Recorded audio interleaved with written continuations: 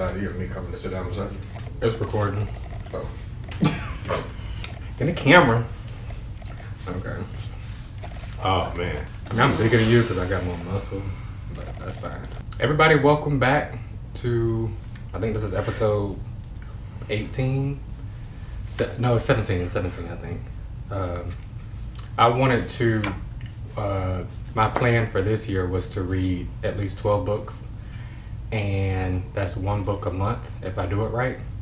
And so in honor of Black History Month, which is every month, I wanted to read a book about our history. And I kept hearing about this character, this white man. His name was Willie Lynch, and apparently he wrote a letter back in the slavery days about how to make a slave and how to whip him into shape and get him to submit. And I have been hearing about his name for years, so I just decided to buy that book on Amazon. It's $5. And so instead of just me reading it, I wanted to have my brother read it and my mama read it, and also to get their take on it. So that's why I got my brother here today. Nick, introduce yourself to the people. They know me. Okay. My name is Nick. I'm his older brother, a year and a half older. Same mom, same dad. He just light skinned, I'm dark skinned. That's because our mom is light skinned and our dad is dark skinned. Which is really interesting. We a byproduct. It is. You didn't think about that? I didn't think about that at all. Yeah, it's a direct You would be called a byproduct. mulatto. Yep. And I would be considered a weapon to further bring the gap, like make a larger gap for our growth. So it is really interesting. And thank you for suggesting for me to read this. Like that came out of nowhere. I didn't plan on reading that. But, yeah. But when you brought it to me, I was like, let's go ahead and read this and talk It's like about 20 pages, and it's a letter that was written in its rawest form. They refer to us as niggers with the ER, not the A. They refer to us as breaking a horse, except 10 times worse. And so I wanted to get my brother's take on when he read it, because I know how I felt when I read it. I got kind of choked up because I was trying to imagine myself being my ancestors back in that day. And that's the actual letter that Willie Lynch distributed to all the slave owners. Yes, and I believe he came here from the UK or somewhere India. to read it. Or the West Indies, he said. Yeah. And he had his own... No, he came to Virginia. Yeah, he came to Virginia, but he came from overseas. Yeah. To try a program that he already implemented over there. I wrote some notes about what you learned, so let's go over that real quick. Well, when I was reading it, I tried not to say, like, they'll say things like, we want the nigger baby to do this, we want the nigger man to do that. And so in my mind, I'm actually trying not to say nigger. And then also in my mind, I'm like, I don't even like saying nigger no more. You know what I mean? Yeah. Like, because if you read it, it'll put a bad taste in your mouth about that. You might end up saying it later because it's so a part of me to say it. Yeah. Nigger might not be bad. It's a country called that in Africa. Niger. Right. And But they try to put a twist on it. Different than nigger? We're gonna put our sauce on it. Yeah. And try to whatever you call me, we're gonna twist it up and make it good, make money off of it. Really. Yeah, because it's using every other word. Exactly. So I see what they doing, so I ain't bashing nobody who says nigga all the time. Lord knows I say it a lot. But it just when you hear somebody else saying it, it's like, wow. But what I did take away from it was two things. I at least want to talk about the first thing. The fact that Willie Lynch said that this program would hurt us for thousands of years. Yep, if done right. If done right, and they did it right. So the first example he said was to take the strongest black man, pretty much like the leader, whichever one is giving you the most problems. Yes. Take him, tie him up on a horse, like his hands over here, and beat the horse and just pull that black man apart in front of his wife, his kids, and in front of the entire plantation. Yeah. And then now your leader is destroyed in that type of way. Like, I can't imagine seeing that right here on the street. And it would ignite fear in the ones that saw it. And then he went after his main target, which I found really interesting. I always thought it was the black man, but it was the black woman. Yeah. He wants the black woman to raise her children to be able to give the children back to the white man, and to raise them. And what was interesting, it was diabolical.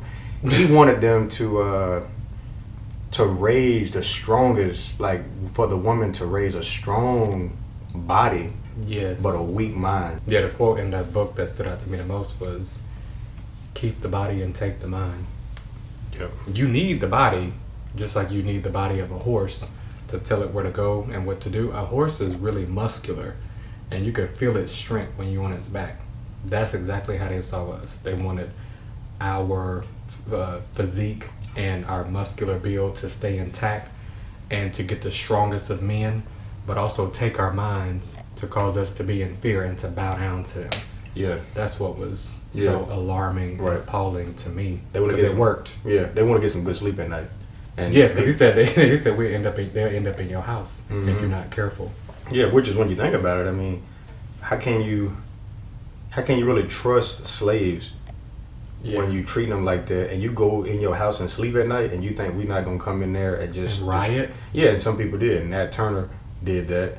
Harriet got a lot of people got out the way. Went up north, but they had to do this, and so they went after the black woman first. Yeah, they went after her. They want the black woman to raise the kids in a certain way, and because her leader was destroyed in front of her, which I always thought it was still interesting, like where we came from Africa, wherever part of Africa you think we came from, and whatever civilization we had over there, which black people sold us to white people.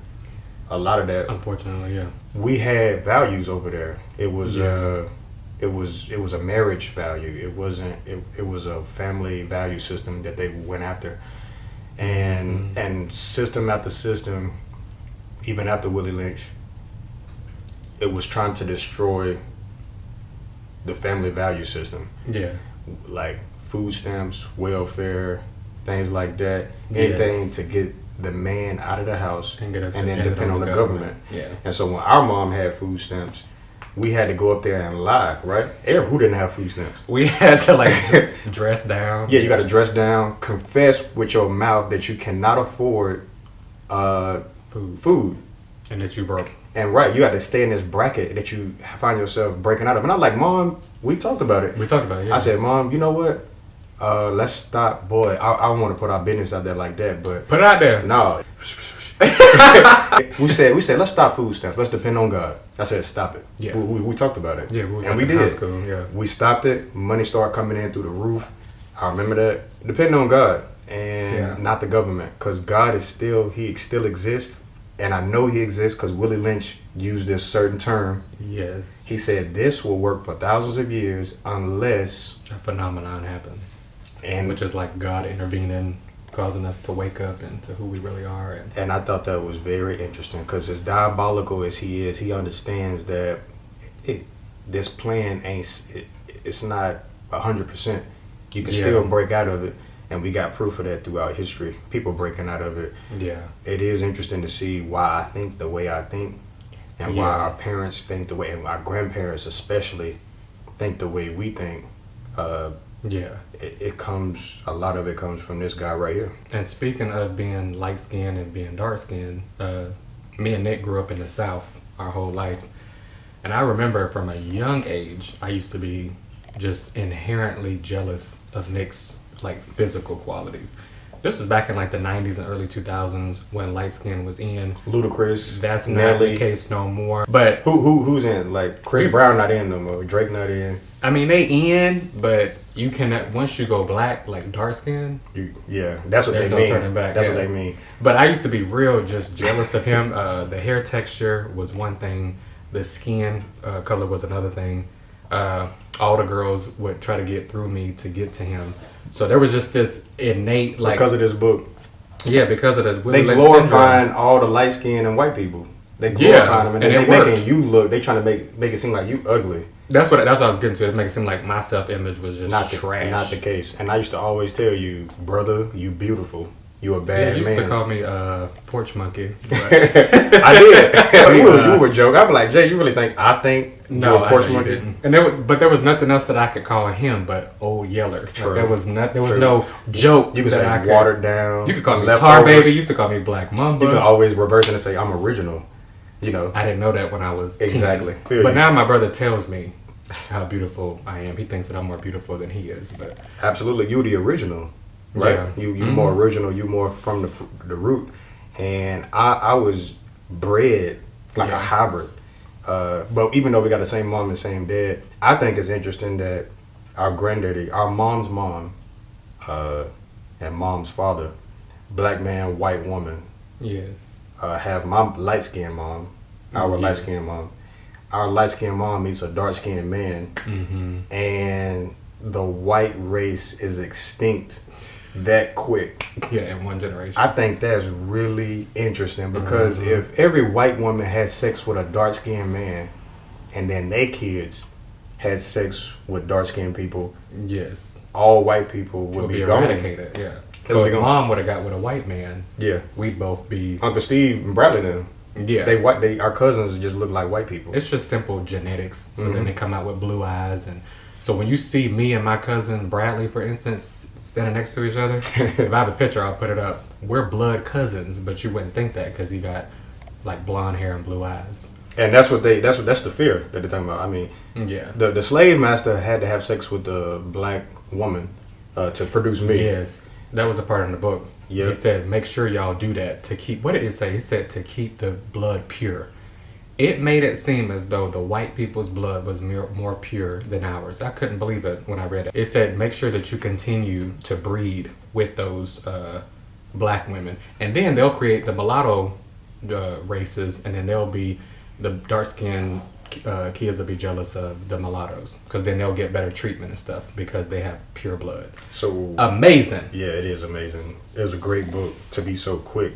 Yes. And what do you think white women, how they feel about black women back then when they and then When they had to see their husbands where sleep with you them going, Bob? out to the house to. I'm checking on the slaves. And then so the white woman is like, okay, I'm gonna go out there and check Yeah. on the slaves too. I think women's rights in general back then was obviously lesser Right. than. It's like shut up, stay in the house. That's basically. You know, what we got it a was. business to run. Yeah. You know, That would actually be interesting to hear a white woman's perspective back in that generation. White girls, I would read where that you book. at?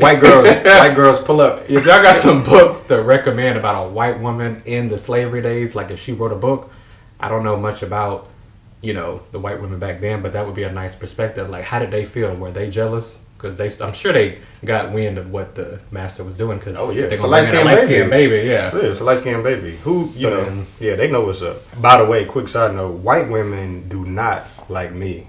You keep saying They don't. I've tried to talk to them, like, hand me that napkin, please, or something like that. something that simple. Yeah, they look at me like, what? But you said they like your friends who are more hood and Dark skin. yeah. It makes sense now. It makes sense now. The Yeah. I was talking to Cody about that. He had to hang up. But it makes sense though. I ain't saying all white women don't fool with me, but But you be outside. white women, They don't F with you like that. they don't. But the black girls love you. It makes sense though. It makes sense. And another thing I noticed is dark skinned women really like me. That's what I've noticed too, yeah. The book. It makes sense. Because you glorified, you glorified. It's like that. Yeah. That, because what they did, once the light skinned baby showed up, they put him up like this. Right? They put him in the house. on a pedestal. Yeah, they put him in a house. And everybody dark skinned like, oh, no, you don't like him. Yeah. Even though we the same, but they made that gap. And now we fighting each other. You got the light skin and dark skin comments. Yeah. But Literally TV shows about light skin versus dark skin. I think in music videos growing up, especially in the 90s, all you had was light skinned women. So the dark skinned women felt like they couldn't compete, and we're all different shades.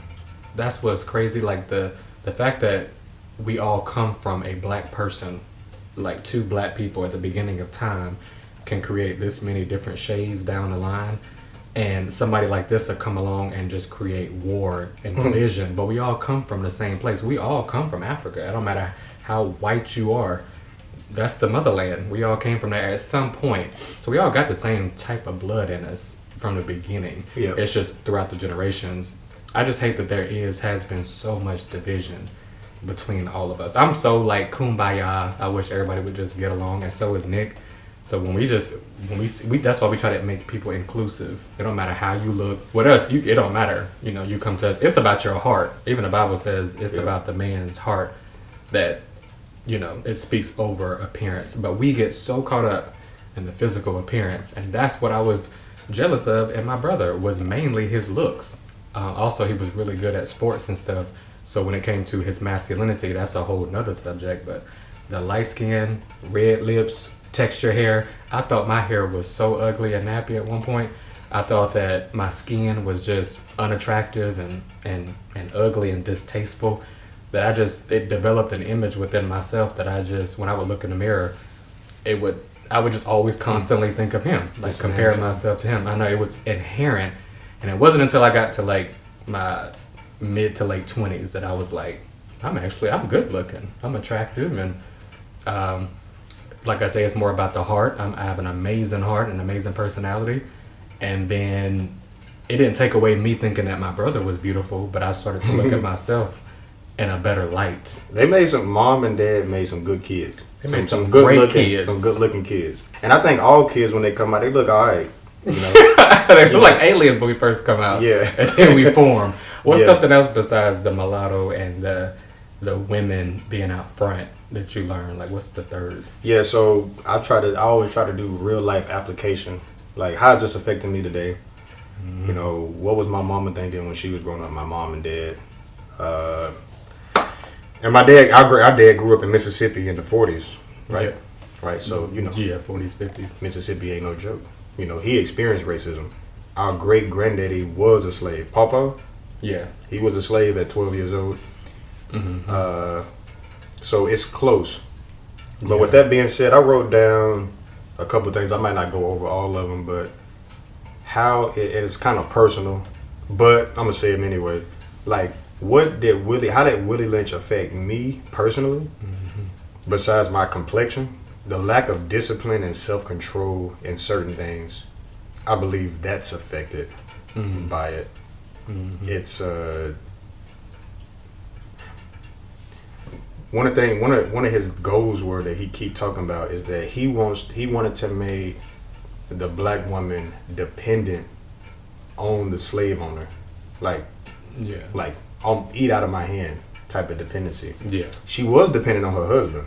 Yeah, he got stretched out by a horse. Now you gotta protect your children and say, listen, I can't lose y'all like that. Right. So we got to do what he say. So it takes away the child's discipline and self-control in some ways. Yeah. You know, and that can bleed over for generations. So when we see a good thing, sometimes we lack the discipline and self-control to maintain it. The consistency. Mm-hmm. Even as YouTube, you got to be consistent in it. Yes. Have yourself a weekly schedule and stick with it. Not believing in myself, thinking I'm not deserving of God's grace because of my image. Like, I don't look at myself like I should. Like the way God look at me. God looks at me like he made me. I look at myself, I'm coming out of that in some ways, but I don't look at myself like the way others look at me or God. I don't see what people see in me. Yeah. I have a hard time. It's blurry, but it's coming into focus. And don't make too much noise because it's dangerous. Actually, Dad taught me that. He was like, if you're going to make a lot of money or whatever, you know, remain low key. Don't be flamboyant. I understand that. But at the same time, he was also saying, you can be killed. Like Martin Luther King, Malcolm X, Nipsey Hussle, the list goes on. Like, you two out there and two up there. Yeah, like, so you kind of fearful of being the best that you can be. Really, right? yeah. And you would say some people say Martin Luther King sold out or whatever the case may be. Anytime a black man rises up, he's either gonna sell out or get killed, and that's a common theme since we got here.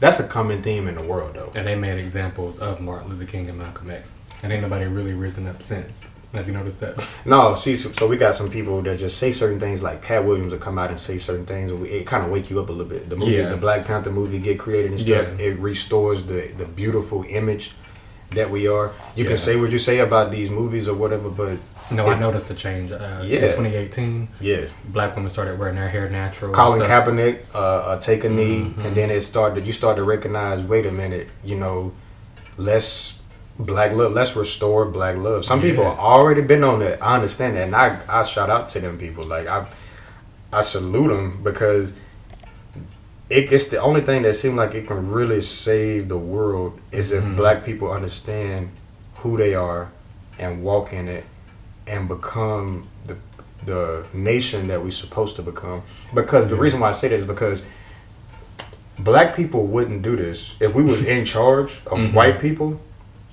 We would do like the Native Americans. Yeah, we want to help you when you come over on the Mayflower. That's like in our nature. Yeah. It's in our nature to love. Yeah, I'm not saying it's in white people's nature to be diabolical and steal you. I'm just saying I know my people.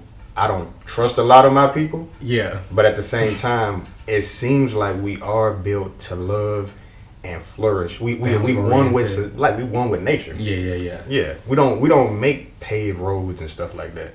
Like we don't do that. We kind of live with nature. And so getting back to all of that, it really does. It calms me down because I start to realize the whole matrix breaks down. You start to see things for what they are. I think once you recognize the system and how unhealthy it is, even if you being idolatrized, what is it? I just know it's idolatry. If you're being idolized by certain people because of how you look, that's unhealthy. I was gonna say, how have we gotten to this point? If the Willie Lynch syndrome has lasted, it's like, how do we reverse it? Just realizing who we are. Because there was a part in the book where he said, "Do not let them get back to their origin because they're gonna have something to fight for. They're gonna remember who they are." They wanted to strip our identity. That's why now we don't know where we really come from as far as like the country of origin and stuff. No flag. We got no flag. So we had to make a culture here in America. But they were like, don't let them get back to their roots, because then they're going to have something to exactly live for and get back to. And don't let them speak their original language. Have a home. They need to learn English. Don't let them have a home outside of America. And I think that if we can sum it all up, like that's the thing, is like identity. Even if you relate it to the Bible, that's what the enemy likes to attack the most, is your identity. He likes to attack your self-image. Again, I'm over here comparing myself to my brother when I alone can stand alone in my own beauty and attraction and personality, but I'm too busy, and I spent years doing 30 years. Yeah. Like 20 something, because I'm like, just a few years ago I started to love myself for who I am, and then I got to see my brother as separate from me and his own identity outside of me, because me and my brother are super close. But I think that's what it comes down to, is like Willie Lynch, he attacked our identity, just like Satan attacked the identity of Adam and Eve, just like he attacked the identity of Jesus when he fasted for 40 days. If you're really the Son of Man, you'll do this. If you really the Son of Man, can you turn this rock into water, or can you make this rock turn into bread? Throw yourself off the cliff and make yourself fly. If you that if it causes doubt, like if you really that person, if you really that dude, you'll do that. And if Satan, and he was really badgering it, like he was really getting dirty. He was getting dirty. Nasty. He was getting nasty with him. The King James is real clean, so they took a lot of that out. But we in a identity crisis, and we've been in there. They've been taking the identity. As soon as they ripped that black man apart, and whatever they did on the slave ship on the way over, they've been nasty. Like the plan has been nasty. Man is just nasty. You know what I mean? Going after money. Going after money, building up an empire, conquering people is a nasty business. black empires have existed, and we've done nasty things too. There's been some black kings and black queens that have done nasty things also. Yep. So it's just the love of money and wanting to expand. The love of power. Exactly. And not treating others the way you would like to be treated. You know, and you gotta, man. So I was really thinking, like, why,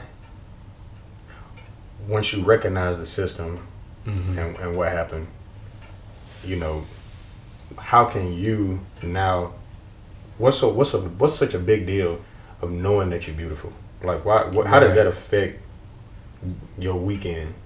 Friday, Saturday, and Sunday. What does that do for you? Now that you read this, it's like you walk around with your chest out or something? I do. I walk around with my head up a little higher. I don't feel the need to compare myself to somebody who I still think is beautiful in their own right, but I'll start to compare my features and who I am to them. I don't feel the need to compare. That's why Instagram is not good, because if I scroll too much, I'm still like I can still fall victim to that. But it does, knowing that you're beautiful inside and out causes you to, when I approach people, like if I have a question or something, or if I'm at the gym, I used to be real, like I didn't want to, you know what I'm saying, approach nobody just through my own insecurities and lack of confidence. Now I don't feel that way no more, so I can approach a lot easier. More freedom. There's more freedom. So you got less boundaries in your mind. Yes. And so now when you look at the world, it's like, I can go do that. I can go talk to that person. I can go get that. See how... Because sometimes when I'm a dark-skinned man and I try to talk to a white woman, there's still this inherent, like, what she gonna think of me. Yeah. That's just me being honest. And you gotta smile a little more. I gotta be more friendly. Right. If I'm wearing black or so like I am now, it's like, and I'm out, it's so weird. It's like, you know, I went through that season in 2020 when the whole thing was happening with the police. I had got stopped over that year in Alabama, and I remember I tried to reach over because he asked me to get something, and for a second my heart dropped when I looked back at him like, is he gonna think that I'm reaching for a gun or something? It was a white cop and I'm a dark-skinned man in the South again. So it's crazy how this stuff still gets passed down, and you just you take that on and you live with it. So now you have to change that. You know what I'm saying? I can't look at a white woman and be nervous that she gonna think I'm gonna rob her or something, or that I'm going to, you know what I'm saying, do something with. And I pass people, if I'm getting into my car, I've had this happen a few times, they'll lock their door. Yeah. So it's been personal where like, and I'm like, anybody studying you, girl? But I'm getting to my car and I hear her lock her door. And I've gotten looks before, you know, growing up. It is, it's crazy how that plays with your psyche. It do play with it. I ain't gonna talk, and I'm getting in the habit of not trying to talk you out of, well, look at it this way. No, you growing and processing whatever you're doing. So if I see somebody locking their door on me, which they don't, what you do? They don't. You know, I in my mind, I'm telling you, because I listen to, well, my sense of humor is really strange. So what I would think is, I don't blame you, white girl. Lock that door, baby. I'd like it too. I like it too, because I might want to get in there. Yeah, you got a Benz? Right. I might take what you got. No, see, that's what I be thinking. I'm like, it's okay. Lock that door, you baby. Gonna play it off with a joke, yeah. I am, see, because... I be taking stuff too personal sometimes. So, yeah, I ain't tripping if they lock their door or give you a look. Why? Because I always had a feeling. I never read the book, but our father did raise us a certain way to understand. He was so pro-black. Yeah, he was. He was so, and now he's the one that made me love my skin because we're the same color. Yeah. He was so pro-black. He likes living on the black side of town. You know, yeah. He lived where the airport is. Yeah, when you live by the airport in any city. Yeah, that's it. Just know that. As soon as I pull up I know you see a plane come up. It's like, dang, Dad, can you move a little bit up north? The hood. He's like, I'll stay in the hood. And he be like, I love my people. But he sometimes be like, I wish that we would get it together. But he gonna rock with his people. And I don't blame him. I love my people too. I do too. Yeah. And it ain't nobody like us. Everybody, you know what I'm saying? Speaking of, you know, jealousy and comparison, everybody really wants what we have when you think about it. You know, a little tidbit is black women have bigger butts. People try to get bigger butts. Black women and us have natural big lips. People try to get bigger lips. It's like something that we already have. We beautiful. I love our hairstyles and stuff. I love black women. I'm telling you. I don't really care. Some people be trying to say, you should go talk to the Latinos, the Asians, the white Which women. you have. Yeah, I have. But it's like black women. Sometimes I just think about their skin Yeah. and how milky, like how It's like, it just be like I'd be like that's. it's like Why would clay. you not want to expand with that? You know what I mean? Yeah. Why would you want something secondary or a hybrid like me? Like they looking at me like I probably wouldn't. They probably wouldn't want me, and I wouldn't blame them. It's like if we want to continue to raise proper fruit, Yeah. they would have to go after you. Yeah. You know, and so Jay, just to make to put all this on a bow, Yeah. wrap it up. When you step out and you start to see white people, Mm-hmm. is it gonna affect? Be like, now I want to do business with them, be around them. Are you gonna be thinking like that? No, I do like to start with my people first and put people on. You know, some people can call it nepotism or whatever it is, but that's where I'll start. No, I wouldn't be, not doing business. I have a friend. He's white. We've done business together. I got white friends. Yeah, that's what people like to say. I got black friends, so how can I be racist? It's like, Yeah. no, I like all people. When I do read this book, I do kind of be like, dang, I wish that hadn't happened, because, you know what I'm saying, it got you looking at people sideways, because this was what their ancestors did to us. So then we have to work on letting this go and forgiving and forgetting, not forgetting the past, but, letting the past go, because this was in the past. Now, when I do see signs and clues that it's happening today, stand up for yourself. You get to recognize it. You get to recognize it. You get to, change the narrative. Pivot. Pivot. Yeah. So, no, I love all people. I see all people as God's humans. But as far as black people, we are the original. Somebody had to be the number one. Somebody had to be the original at one point. And so what this book does for me, we're going to wrap it up in a bow, it makes me take more pride in myself. Like, that's good. It makes me, somebody lived through all of that, so that way we could be here. Right. And from what I remember, somebody told me that the lifespan of a slave was only 7 years because of the psychological torment and the abuse that they undertook. The brain can only take so much, so their lives didn't last that long. But so the fact that somebody made it through 300-400 years of that, just so the way I could be here, of course I can walk with my head up to the ceiling, because I'm like, that's my blood. That's my blood. Yeah. Yep. I got that same strength and resilience that our papa had, that his dad had, that their parents had. It's a beautiful thing. You're right. You can tap. That's great, because, like you say, they survived so you can be here. Yeah. And you here now, and we here. Yeah, we here, and we get to really live out their dreams. Yeah, exactly. Because they were surviving for us, like thinking like, you know what, in the future, I know it's gonna be a better day, and now it is a better day. You might not think so, but it is, which is why I'm usually much better day. Yeah, it is, which is why I'm usually always in a good mood. Yeah, I'm thinking about stuff like that. Yeah, I'm thinking about the fact that it's not tanks rolling down the street. Right, we're not in the Ukraine, as you say. I always say we're not in the Ukraine or wherever there's war.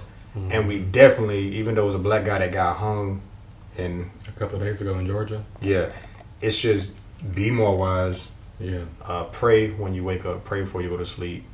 Let the angels protect you. Stay under God's. If you don't believe in God, just stay. Be careful. Just be careful. Whatever you believe in, just be careful. You know what I mean? Because things can go sideways quick. They really can. You just never know. You never know. Just be careful. Have fun. Stay beautiful.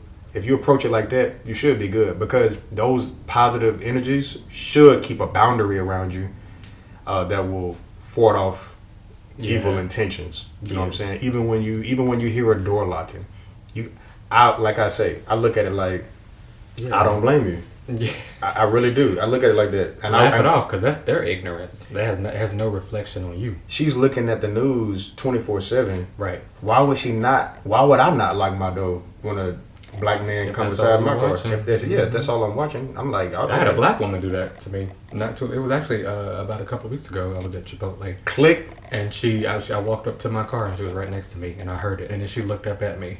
It's an older black woman, and I was like, Noted. But, you know, like I say, I got to get out of taking things personally. That is her view. That has no reflection on who I am. I know who I am. I would never get in your car and try to do something to you or rob you. No. That's that light skin energy. But but I know who I am. She don't know me. She just going off of what she sees, and that's dangerous. That's more dangerous for her, not me. You know what I'm saying? So it's all about perspective, and my perspective on me has changed, and so I'm sure yours has. So this might help you when I say that, like say I don't blame you in your mind.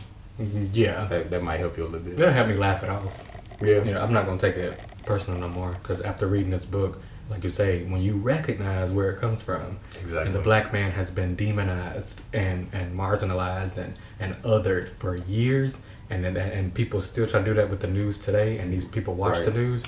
It just makes me be like, I have more empathy on their mindsets, because it's been indoctrinated in you, because that's what you've seen. I'm free. We free from that indoctrination. So when we walk outside, it's like it's not dangerous. It's butterflies and birds flying around. It's not but it is dangerous. Yeah, right. There's danger, but you don't have to live in fear. Yeah, you know. This was great. Okay, it's a great book, and I'm glad you read it. Yeah. Next book. I think it's National Women's Month, so I may read this book like a woman's book and get the perspective.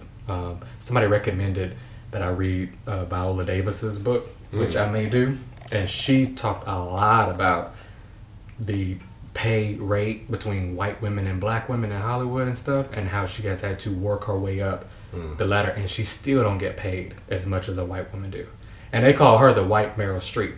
I just listened to her speech, and so I'm probably going to read her book, and I like how eloquently she talks and how she gets her point of view across. It's very intellectual. She's a smart black woman, super talented, but still don't get paid the same in this modern era as a white woman, and she does the same amount of great work. So it's still happening today, but it's just, you know, obviously we're not getting whipped with, and we're not getting pulled apart by horses on a daily. But it's like recognizing where it comes from gives you better empathy for when you see the signs still happening today. Thank you. I appreciate that. That was a great book. Thank you. Yeah. And I'll read that next book with you. And like you say, it is Women History Month. Shout out to all the women. Yes. I would almost go so far to say they got it harder than men. I'm just not sure to say that. I don't know if that'd be fair to men, but y'all have it very difficult. And every woman I see has rose above it, and y'all women are really doing y'all thing. Y'all got y'all. Don't even get me started. Salute to y'all. Y'all got it going on for real. Yeah. And y'all always challenge me. Y'all challenge me to be a better man and a better person, because y'all just shout out to y'all. I just want to say shout out to y'all. Appreciate every woman I ever met, and if we didn't work out, it was my fault, and I really mean that. Totally his fault. Yeah, I was there. Yeah, so I know it was. Do better as a man and as a boyfriend. We should have stayed friends, and I should have just been a good friend to you. But I saw who you were, and I wanted to. I wanted all that. So I was like, I want all that. I don't want to just be a friend. You loved him amazingly. All jokes aside, my brother he's the one. He's one of them ones, and biased. His love is. He's biased. Even if I didn't know you and I was third wheeling it all them times, I'd have been like, this is the real dude, right? I mess up too, though. For sure. I mess up. You mess up. Yeah. But it's overall. I date you. That's that image, though. See, I'm looking at myself. Yeah. Well, I appreciate you reading the book. We're going to come back for another video. Yeah, it's time to eat. Yeah. It's Friday. Oh, Friday. I got to document it. It's Friday, March 1st, 2024. It's time to go outside and put on some nice clothes. Maybe get a little edge up, maybe. Yeah, I mean, I just got one. It's been a couple days. Put a little rose water on your face. I know it's raining right now, but go outside this weekend just for a little bit. Eat some nice food. Maybe have a nice little drink. And talk to somebody new. Yeah, talk to somebody new and get to know them.